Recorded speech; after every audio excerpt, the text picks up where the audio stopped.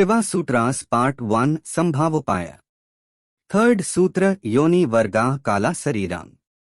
The whole body of the universe is the multitude of forms originating from a single source.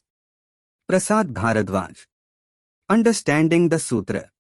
In understanding this sutra, the concept of the multitude of forms originating from a single source is crucial. Single source refers to the idea that every form, every life, every creation originates from one source, which is Brahman or the Supreme Consciousness. The multitude of forms refers to the various forms that together make up the complete body of the universe. This concept applies not just to the physical world, but also to all living beings, life, and consciousness, which are all parts of this collective body. The sutra suggests that instead of seeing these diverse forms as separate, we should understand them as emerging from the same source. This understanding helps to move the mind from seeing things as separate and diverse to recognizing the unity behind all forms. It guides us away from the illusion of multiplicity towards the realization of oneness, seeing all forms as expressions of the same underlying reality. In this sutra, Yoni is a term symbolizing the source or origin, often associated with the divine procreative energy in spiritual texts.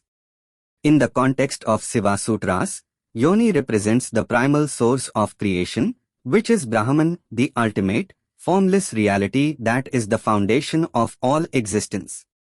The Upanishads, especially the Mundaka Upanishad, describe Brahman as Brahma Yonim, indicating that all creation emerges from and returns to Brahman. This creative energy is not direct but rather mediated through Mayiya, the cosmic illusion that manifests the material world. Mayiya, while being the force of creation, is also the veil that obscures the true nature of Brahman, making the infinite appear as finite and the formless appear as distinct forms. Vargaḥ refers to the tattvas, or principles of creation. Tattvas are the building blocks of the universe, comprising various modifications of the five basic elements: earth, water, fire, air, and ether, as well as the products of the mind, such as thoughts, desires, and emotions. These tattvas form the structure of the universe and are the components through which Mayiya operates. Mayiya and the material world. Mayiya is the force that projects these tattvas into the material world, creating the illusion of multiplicity and separation. The first sutra of Siva Sutras emphasized the importance of maintaining purity of consciousness to recognize one's true nature as Brahman. The second sutra focused on the purity of knowledge, urging seekers to transcend sensory knowledge to attain spiritual wisdom. This third sutra shifts the focus to the source of ignorance and the bondage it creates. Kala means process, and Sariram means body. Together, Kala Sariram signifies the process through which the materialistic life unfolds. This process is inherently tied to Mayiya, which binds the individual soul to the cycle of birth, death, and rebirth, known as samsara. In this context, materialistic life itself is seen as bondage. The physical body and the experiences of the senses are all products of Mayiya, which obscures the soul's true nature and keeps it entangled in worldly existence. Brahman and bondage. Brahman, the ultimate reality, can only be realized in a state of pure consciousness. Bondage, on the other hand, arises from impurities that afflict this pure consciousness, clouding the individual's understanding of their true nature. This sutra delves into the reasons for this bondage, connecting back to the previous sutra, which identified mala, or natural impurities, as the root cause. The Spanda Karika, a key text in the Kashmir Shaivism tradition, elaborates on this concept of mala. It describes mala as an affliction of the empirical individual, caused by their own impurities, which lead to attachment to actions and objects, vargaḥ.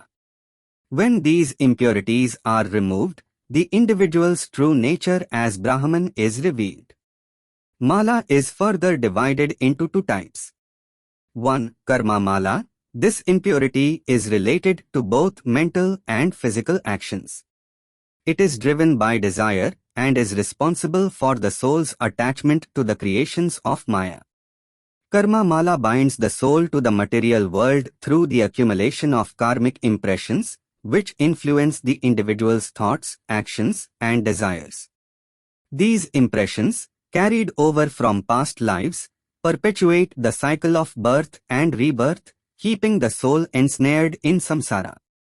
When the individual is free from karma mala, they transcend mundane existence and reach a state of higher knowledge or become a jnani, one who has realized the self. 2. Mayiya mala. This impurity causes limitation and is the primary obstacle to realizing Brahman. Though Brahman is infinite and omnipresent, Mayiya mala restricts the individual's consciousness, making Brahman appear as limited and fragmented. Under the influence of Mayiya mala, the individual perceives the world through the lens of duality, seeing separation where there is only unity. This illusion of multiplicity is the essence of Mayiya mala. Despite Brahman being the underlying reality of all forms, the individual, due to the influence of Maya, differentiates between various forms and shapes, failing to recognize their unity in Brahman. The path to liberation.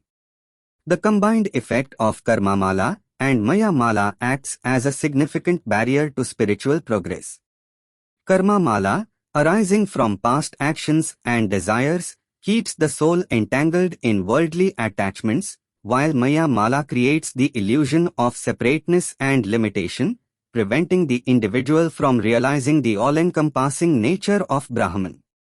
The Siva Sutras guide the spiritual seeker by first introducing the concepts of purity of consciousness and knowledge and then exploring the sources of ignorance and bondage.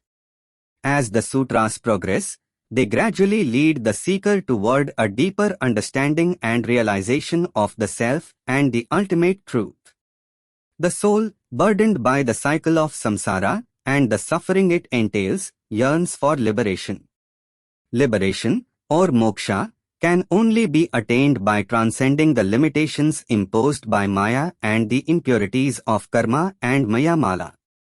This requires a dedicated spiritual practice, involving self-inquiry, meditation, and the guidance of sacred texts and a realized teacher. The ultimate goal is to dissolve the impurities that obscure the pure consciousness and to realize one's true nature as Brahman. This realization brings about freedom from the cycle of birth and death and leads to the experience of eternal bliss and oneness with the divine.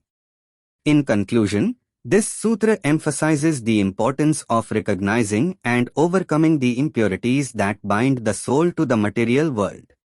By understanding the nature of these impurities and the process of bondage, the seeker is guided towards the path of liberation, where the true nature of the self as Brahman is realized.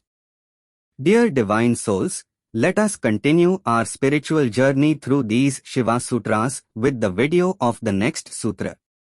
Until then, try to gain a deep understanding of the concepts explained in the third sutra of Sambhavopaya, Yoni vargaḥ kala Sariram. Jai Gurudev. Blessings of peace and love to all divine souls watching. Thanks for watching and understanding. Prasad Bharadwaj. Like, subscribe and share with your loved ones. Don't forget to hit the bell icon for future post alerts. Stay tuned to Chaitanya Vijnanam Spiritual Wisdom YouTube channel for future videos. Prasad Bharadwaj.